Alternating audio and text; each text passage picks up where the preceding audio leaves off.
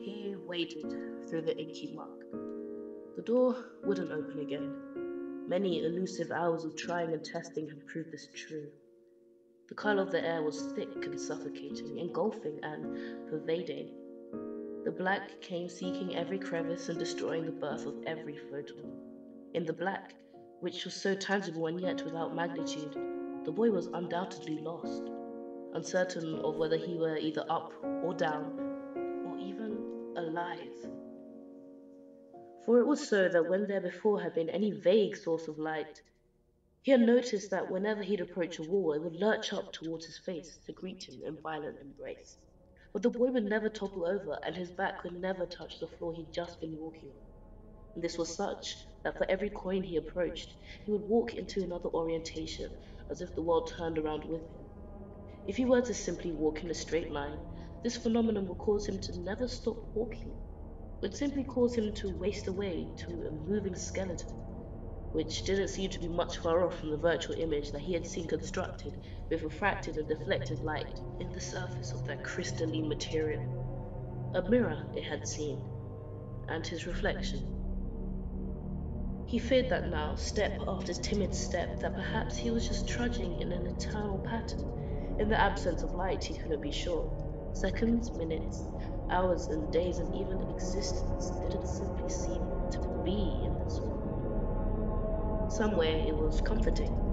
The danger of the lack of luminescence was thrilling, and he could feel the freedom of fright running through his body as his fingertips, that had just been hanging at his side, met and grazed a hard textured surface.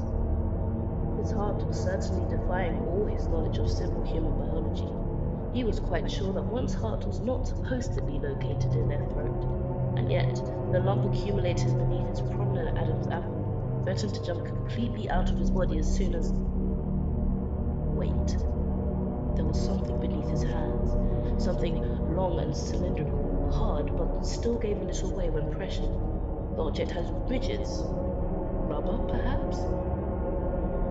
The boy scrambled for the anchor and skimmed his hands over the item until he found an intriguing new development. A half circle, about the size of half a tennis ball, with a firm, convex surface on the flat side. This part was cold and smooth. Glass? Convex glass, cylindrically and ergonomically designed. Rigid rubber. The pieces of the puzzle were coming together. This must be a torch.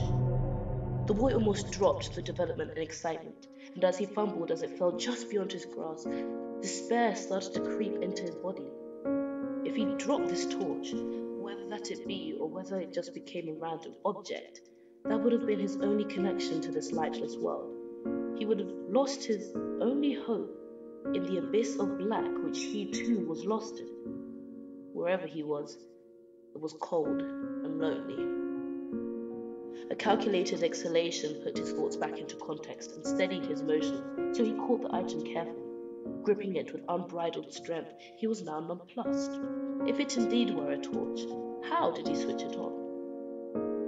He caressed and pressed, pushed and pulled at every armature and bump he could feel with his acute sense of touch. For in the absence of sight and light, his other senses worked together in unison to create the environment around him accurately. White! Light! Too bright.